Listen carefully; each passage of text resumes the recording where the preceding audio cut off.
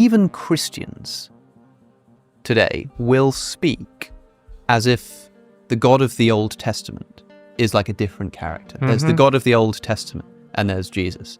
And they're kind of the same, but the God of the Old Testament is Yahweh and Jesus is Yahweh, but like they talk about them differently.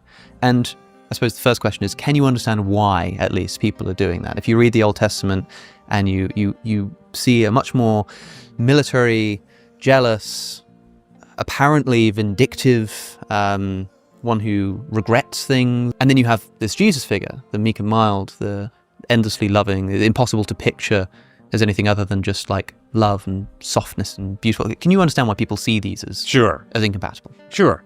But I hope God is jealous. I hope you're jealous. Sure.